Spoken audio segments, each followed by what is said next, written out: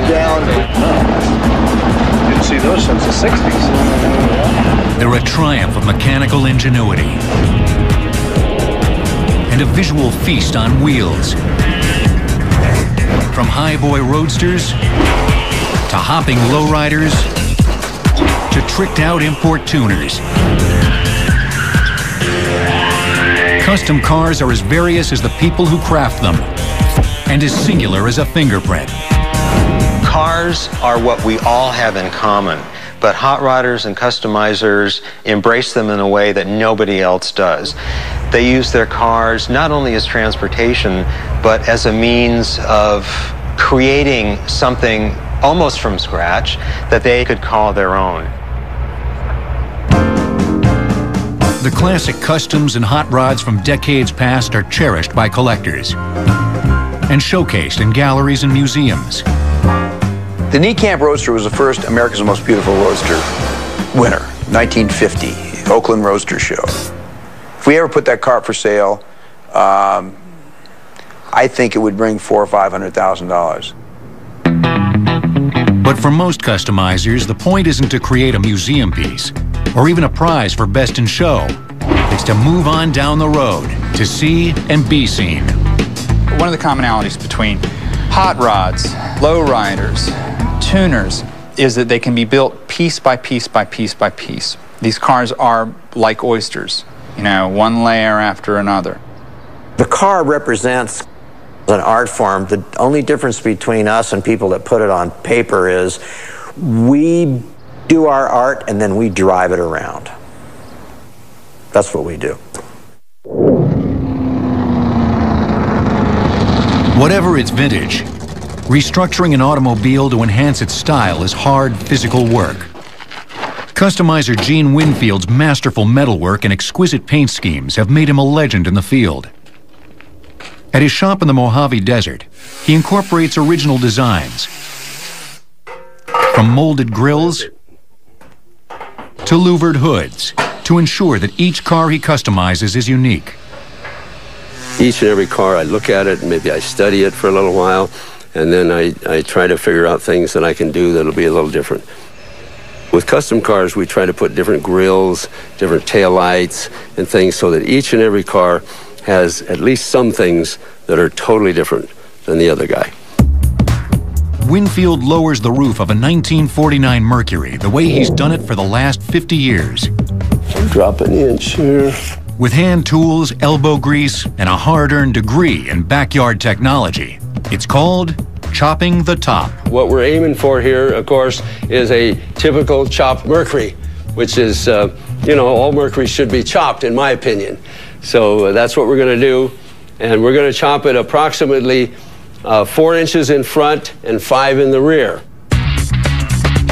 Winfield begins by installing temporary braces inside the car to keep the body stable. Then he measures the windshield and calculates how much he'll remove from the supporting pillars to achieve the desired slant. This is called the A pillar, this is the B pillar, and this is the C pillar.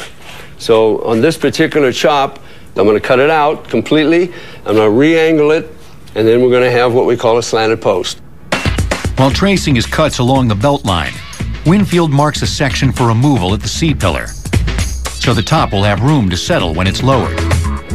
Okay, so now we're going to start cutting.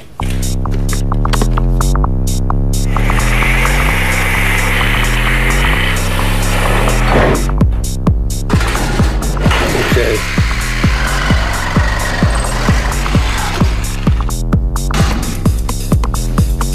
After cutting the pillars, Winfield marks more cuts to flatten the curve of the roof.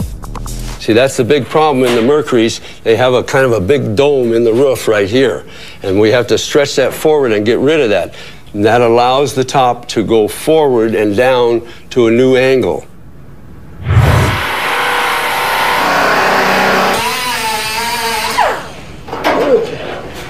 Stretch it forward.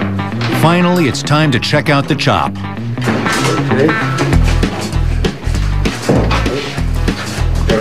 The initial chop looks good, but Winfield will fine-tune its shape to achieve the ideal proportion. Have a little bit. That's the most important thing on a Mercury, is to get that flow, and that's just super important to get that right.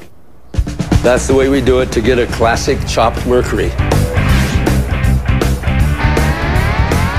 Custom work by Winfield and countless others is displayed at shows throughout the country. So you notice how the steering is, where you can put the box right here? There, drivers swap parts and stories and admire the details of each other's craft. This is slick. Oh, it's total Americana. You're making a statement about who you are, what you do, what you enjoy, and you're letting everybody else see it and letting everybody else appreciate it. For all their differences, car customizers have long shared a do-it-yourself spirit and a distinctly populist ethic.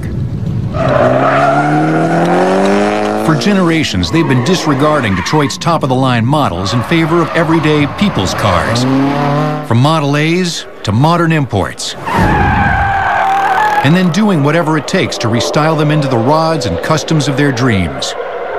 As far as the culture and the lifestyle, they're different. The cars are very much different, but the common factor is the passion.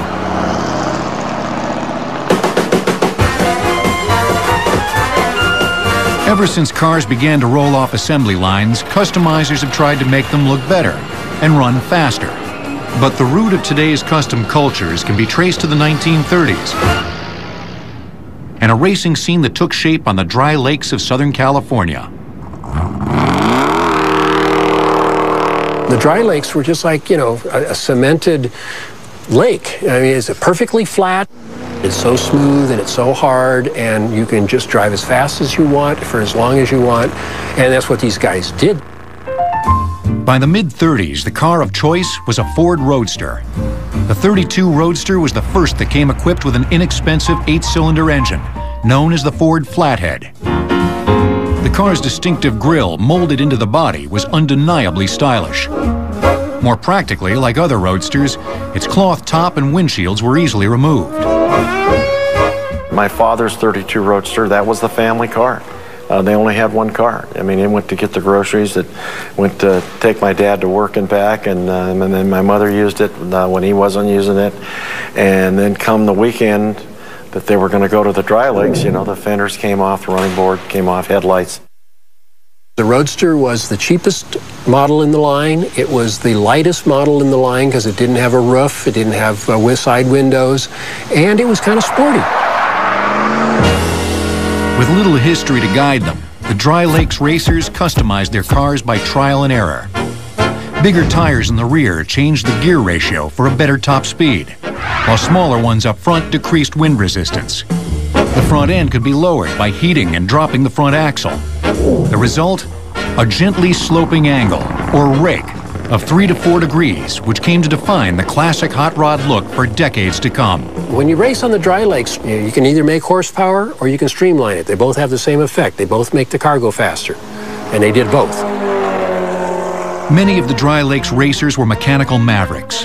In the late 1930s, Vic Edelbrock Sr. designed and machined a manifold to increase air fuel intake. He called it the Slingshot because of its Y-shaped design. Ed Iskandarian ground camshafts that increased engine performance at high RPMs. It's guys that are smart enough to figure out how to make the stuff they need when they don't have it.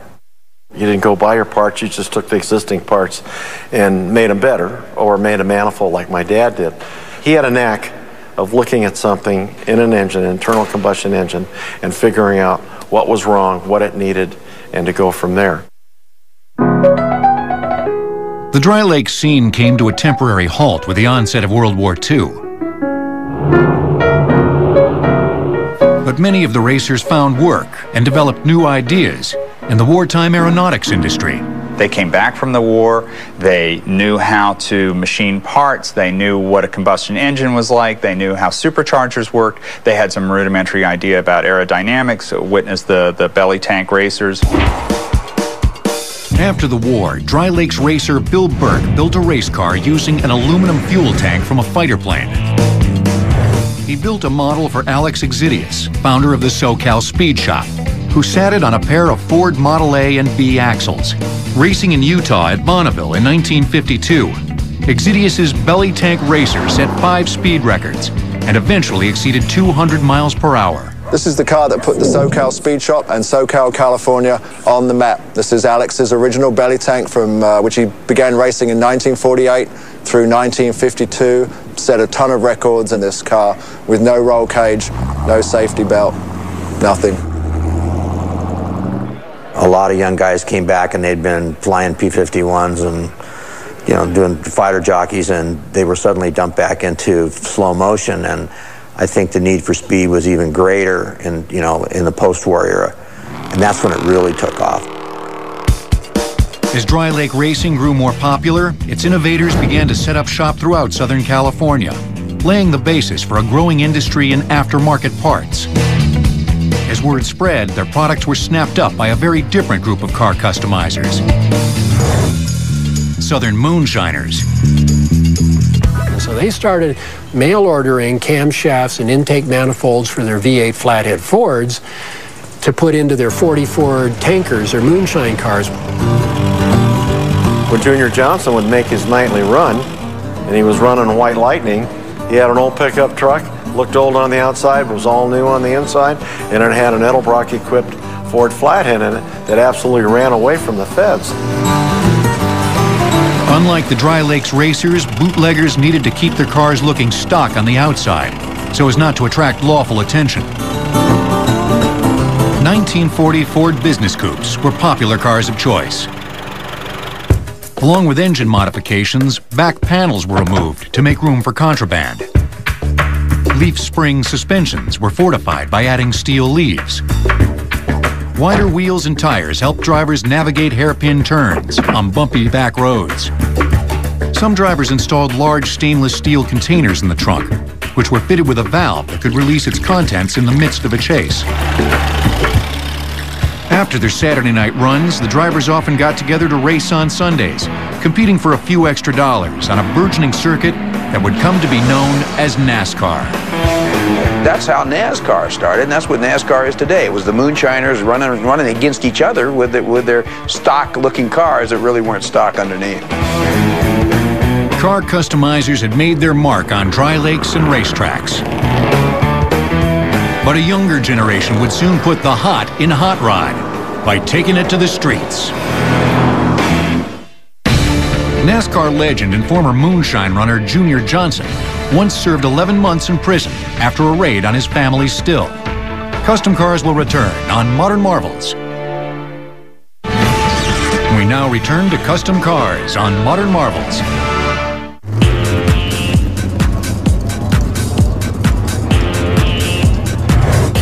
At a raceway near Bakersfield, California, long rows of meticulously restored roadsters and customs strut their stuff at the annual Hot Rod Reunion. It's a scene that harkens back to an era when hot rods were an emblem of California teen culture, like surfboards and rock and roll, viewed with suspicion by parents and with envy by peers. Those were simpler times, less complicated, less nuanced. You know, so you had a big snarling V8, you know, pretty much the world was your oyster.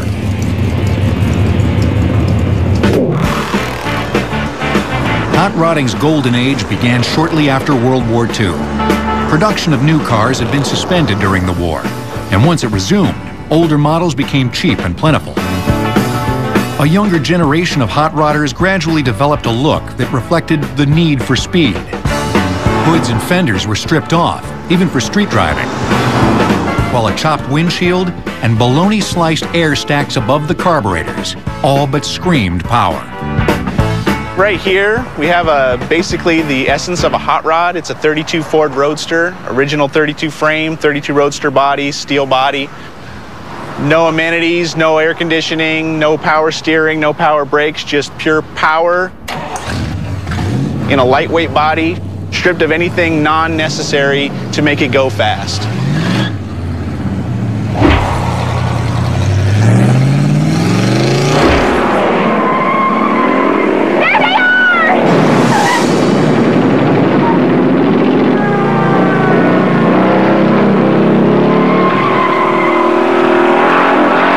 Hollywood's hot rod image of reckless abandon wasn't entirely contrived.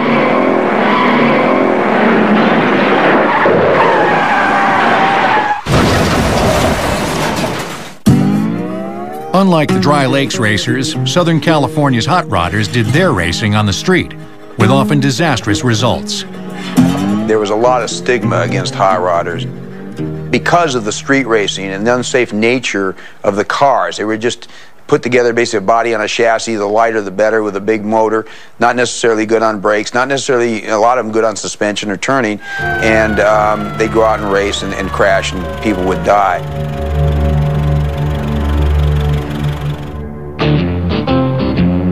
To help corral the problem, Hot Rod magazine editor Wally Parks formed the National Hot Rod Association in 1951 to move races off the streets and into sanctioned areas, the beginning of modern-day drag racing.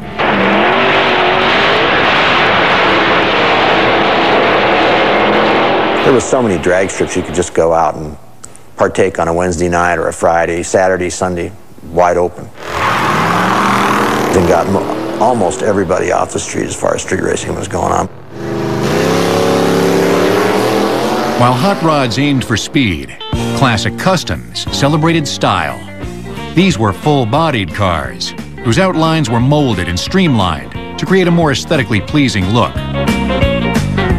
Early customizers painted their cars in dark, subtle hues. They removed door handles and emblems and stripped away excess chrome. Fenders were extended to create long, graceful lines, while headlights were Frenched by molding them inward. Replacing stock parts with higher-end grills, bumpers, and wheel covers bequeathed an exotic, uncertain identity to otherwise familiar Fords and Mercurys. They could take a Cadillac grill and put it in this Ford. They could take the Cadillac wheel covers, take the big white wall tires that were on the fancy cars, put the Buick skirts over the back, and all of a sudden, what is this car? More radical alterations included channeling, in which the floor was removed so the body could be lowered over the frame. Then the floor was reattached. Channeling left less room inside the car, but brought the body closer to the ground. They had to be low, they had to be raked just right, you know, they had to look like great big bars of soap sliding down the street.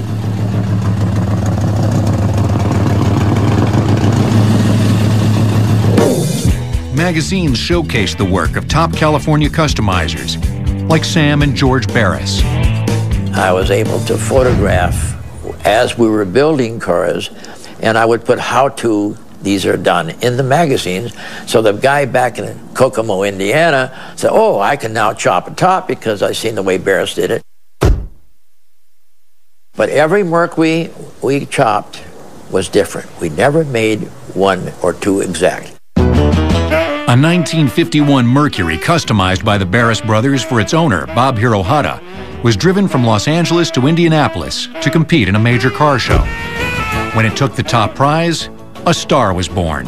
He came up with this, what at the time was a totally revolutionary color, which was to go away from these deep dark colors to this bright pastel, seafoam green or ice green, whatever you want to call it.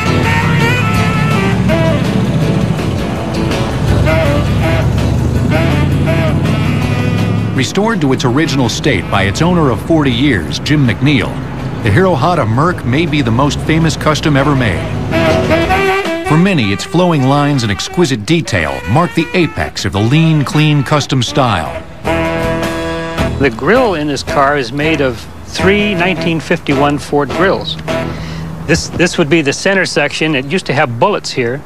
They took the bullets out, moved these pieces in, and then they took another section like this and made one here, and another section from this end and put it over here together, same on this side, and then handmade these plastic parking lights. So it was one of the first cars that actually took up the whole front with a nice wide floating type of grill. There used to be a dip here that they removed and brought this line straight back to this point, and then they actually split the fender here and brought this side out where a piece of metal was welded in here all the way back. These are 52 Chevy teeth right here out of the grill, and then they made the skirts that are flush mounted with the fender. And these are 52 Lincoln taillights. And they made a nice little roll around there and you know, smoothed it all in around there and cut the bumper so this fit, and then they ran the exhaust tips right out through the bumper, which was really a really custom touch. You know, the pipes hung down and you would scrape them anyway. So that was, you know, and that was something that really caught on. Inside the car, green and white tuck and roll pleats are augmented by handcrafted dash knobs and pinstripes by the celebrated custom artist Von Dutch. But how do you get into this car? Pressing a hidden button along the chrome strip activates a solenoid, a kind of triggering device inside the door panel. The solenoid's plunger pulls the latch. The trunk opens the same way. And you can see when you push the button, this magnet pulls in and it pulls this trunk latch open, and that's what opens the trunk. They drive into a drive-in and they get out, close the door, and you know, the Joe family man would look over and go, "How are you going to get back in that thing?" The Hirohata Merc's vibrant two-tone paint also signaled a transition to an era of more visually striking candy colors. These were bright toners applied over a base of gold or silver paint, then covered with up to 40 coats of clear lacquer and hand-rubbed to a blinding sheen. Gene Winfield developed a technique of blending candies with pearls. Early pearls were finely ground seashells, mixed with lacquer and sprayed over the toner to create a subtle gleam. I would paint a car white and put the gold pearl over the white, and in the sun, in the highlighted areas, the gold would just jump out at you. But then on the downside, where you'd look down across the shadowed side, it had a very slight blue cast. As the 50s progressed, customs grew even more ornate. Candies and pearls gave way to panel paint, scallops, and flames. Imaginative custom designs like Ed Big Daddy Roth's cartoonish fiberglass bodies, Darryl Starbird's futuristic bubble tops, and George Barris's Batmobile, featured in the popular 60s TV show, turned their creators into icons. For a glorious decade, customs and hot rods flourished as antidotes to Detroit's relatively stodgy style. But by the late 50s, major manufacturers were aping the streamlined customs look. Styling verges on the spectacular, from air-scooped grills to the dramatically sweeping tail fins that dominate most of the 57 models. The cars are longer and lower than ever this year, too.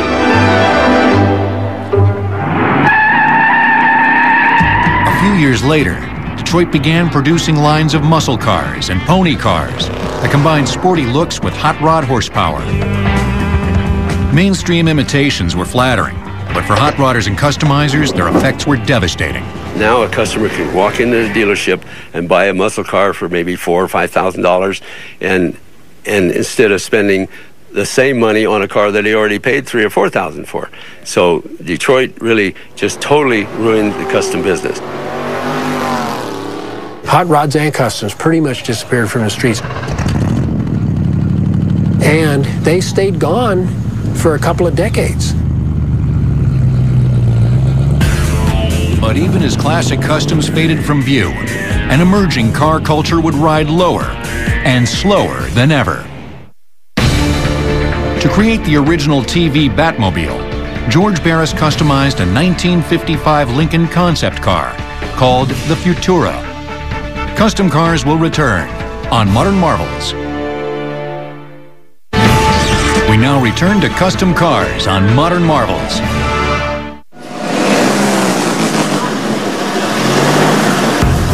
Vamos a parquear allá,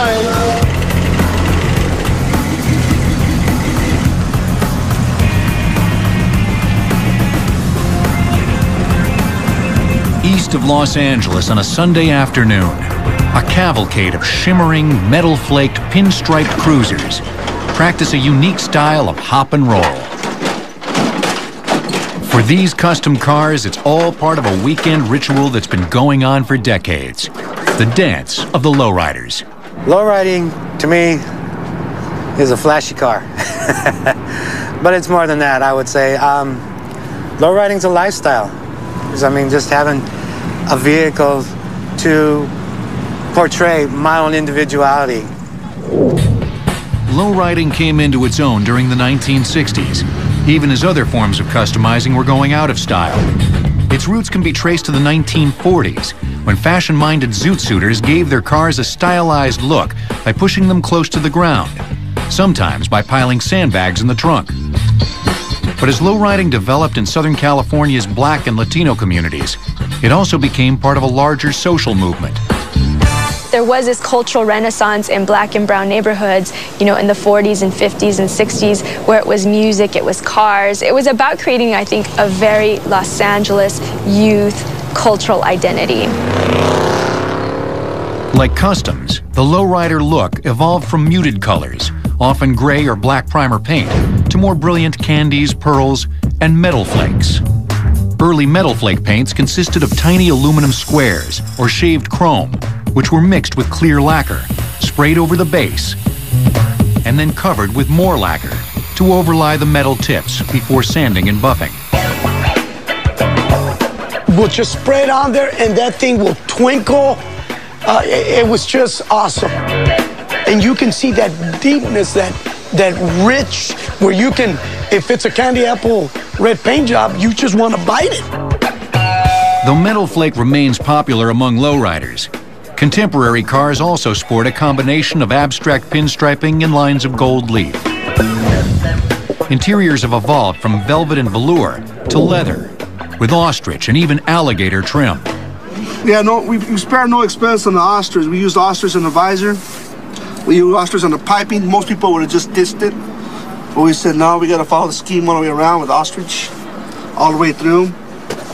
And that's it. We just try to make it plain and simple, make it look good.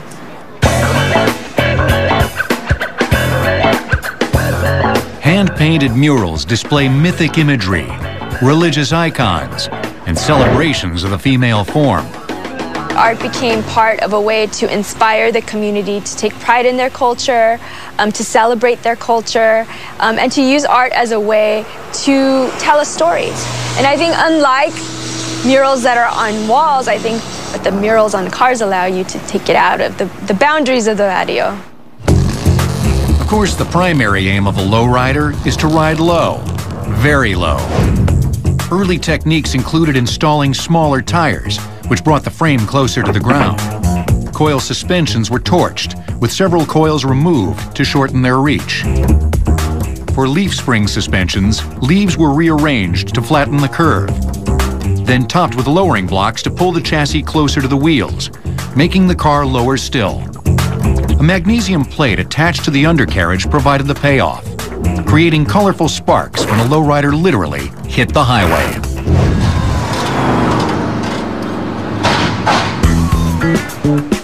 But riding low also sparked trouble with the law. To try and clear the streets of these vehicles, a 1959 California statute prohibited any part of a car from dipping below the bottom of the wheel rim. Lowriders responded by developing battery-powered hydraulic systems, which could raise or drop a suspension while a car was in motion, navigating it over rough roads and past police inspections. The evolution of the hopping kind of came from adding the batteries, the vehicle eventually coming up off the ground because it was coming up so fast.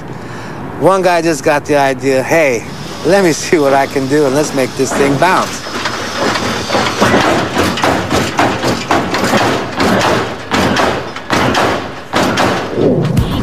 At Homey's Hydraulics east of Los Angeles, a customized suspension system begins with the installation of metal frames, which are welded directly to the chassis from inside the trunk.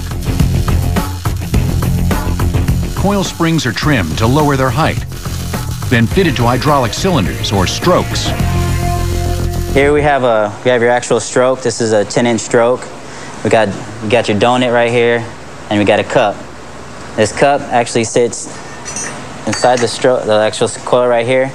And this little piece gets welded onto the trailing arm so it doesn't slip around. And everything's locked into place like that. It's gonna come up in here. And sit in there just like that.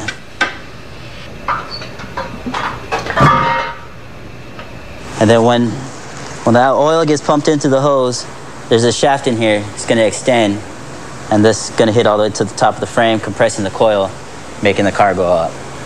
The cylinders are connected by hoses to motorized hydraulic pumps, similar to those used in the gate lifts of delivery trucks, and filled with 30-weight motor oil.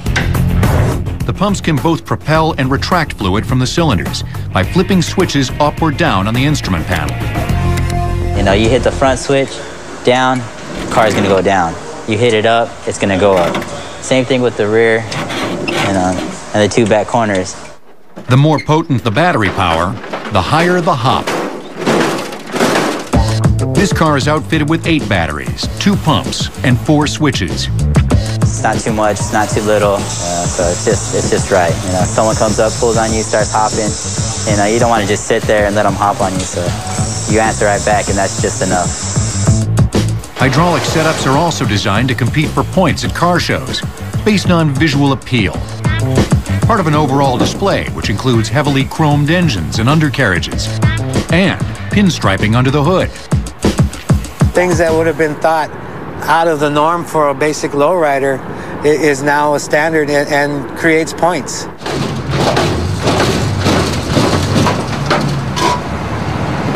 Anti-cruising laws have made it more difficult for lowriders to strut their stuff beyond the bounds of officially sanctioned shows. But the scene still thrives in more informal settings, where social rituals, and even the cars themselves, link generations of families and friends. What's up, man? How you doing? Car guys are family guys. They want to take their children out. They want to take their nephews, cousins, aunts, grandfathers, and grandmothers. It's a family thing. It's for the love of it. It's in the blood, and that's the way of life. That's our way of life. Lowriders made big and slow the way to go. But a new generation has given custom cars the strangest spin of all. The record for a lowrider hop exceeds 10 feet. Custom cars will return on Modern Marvels. We now return to custom cars on Modern Marvels.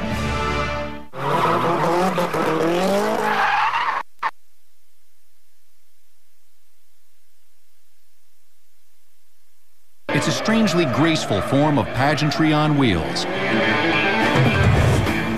A competition in which cars are deliberately oversteered to slide and spin through a series of sharp turns. Instead of racing toward a finish line, contestants are judged on execution and style. It's a bunch of nutters driving on the absolute edge of crashing against each other, inches apart. It's really a style thing, and you know, how far can you push it?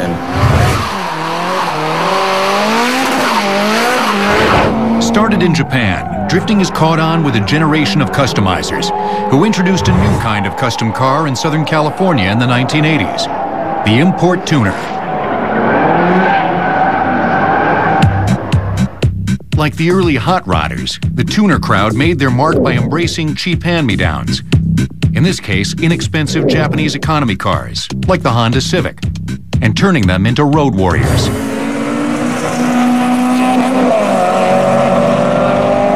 These were cars that Asian American families bought for their kids to go to school. And of course, you've got a Honda Civic. Well, you don't want it to be looking like everybody else's Honda Civic. So you're going to slam it, you're going to put some rims on it, you're going to put a spoiler on it, you're going to paint it a different color. Next minute, you're going to race it.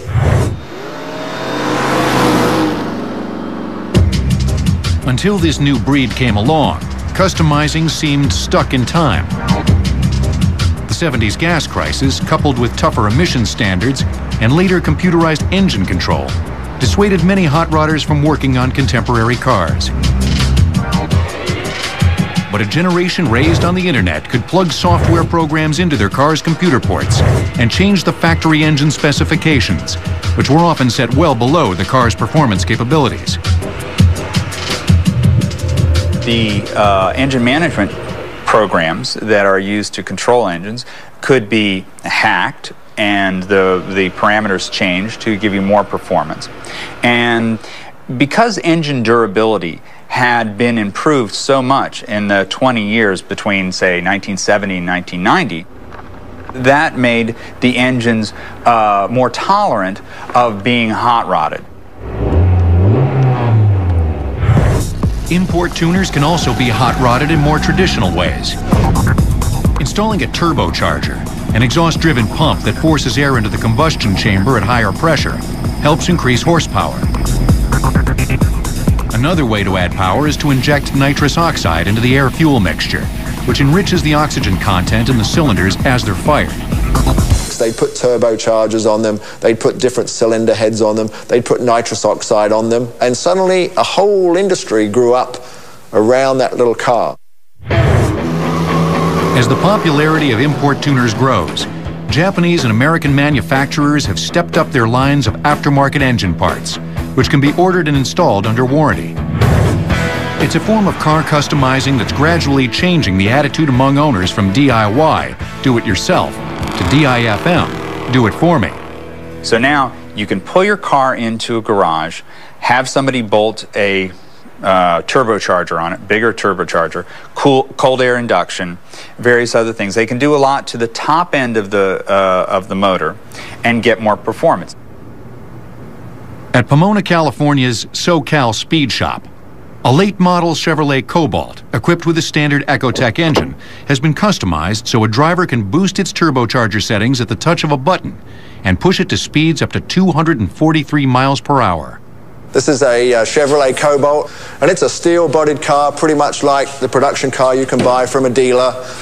Basically what we've done, working with Roush Industries, is put this 7-point roll cage in there, hands device to protect your head, and it has this wonderful little gadget on the steering wheel where you can increase the boost 5, 10, 15, 20, 25, 30, 35, 40, 45 pounds of boost.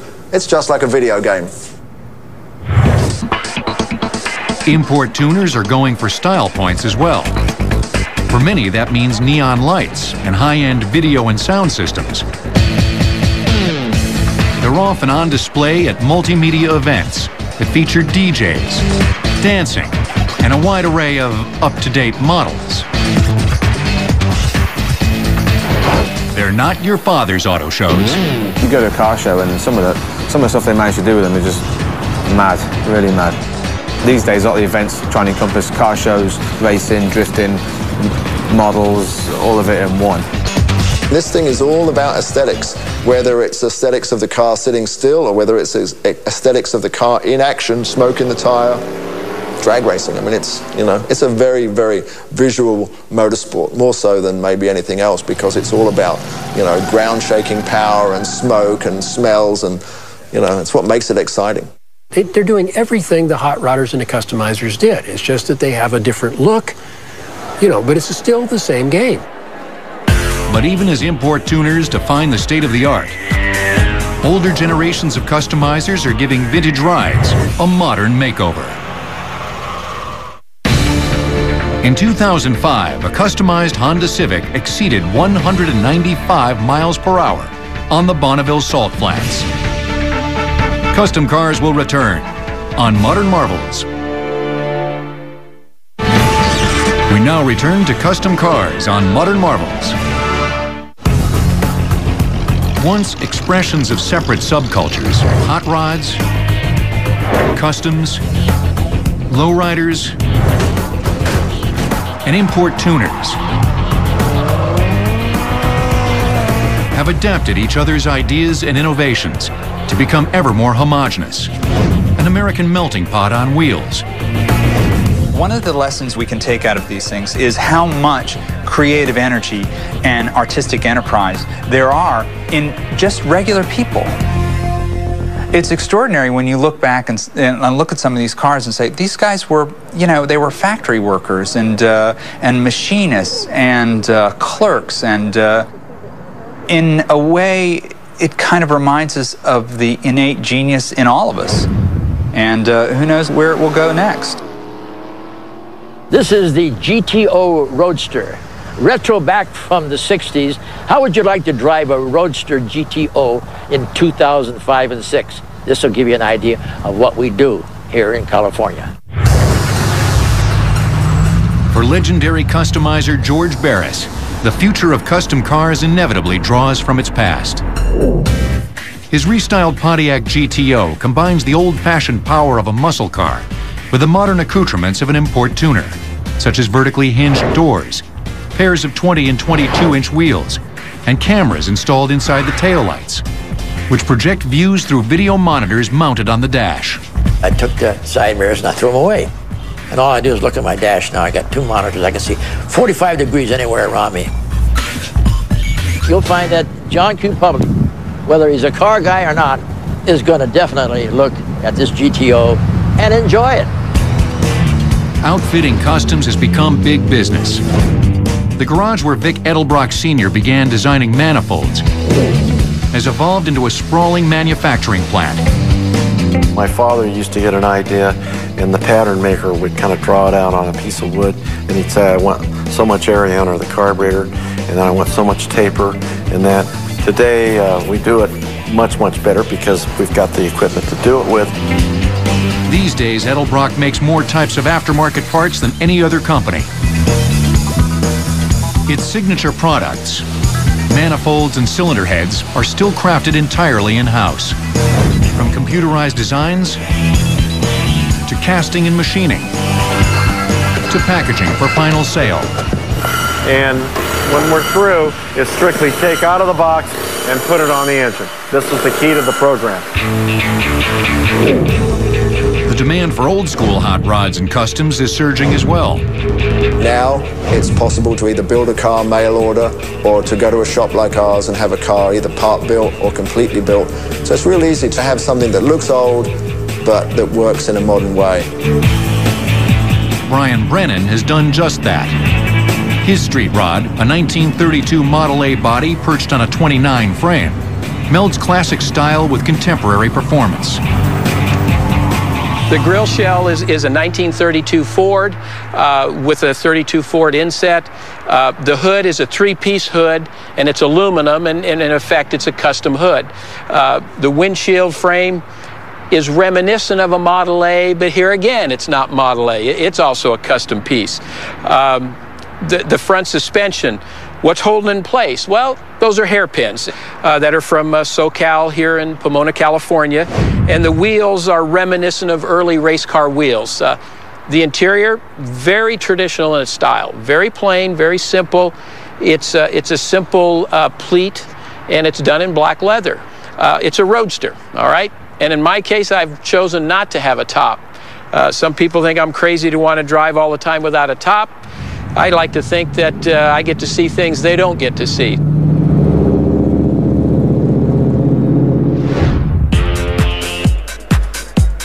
In this overwhelmingly male-driven automotive culture, custom cars may be the ultimate boys' toys, both the symbol and the object of an age-old romantic quest. On one side, you can see that part of customizing your car hopefully will translate into you attracting a beautiful woman. And the other side is that the car does take on these elements of a woman. Are cars male or female? It depends on the owner, and it also depends on the emotional state of the owner.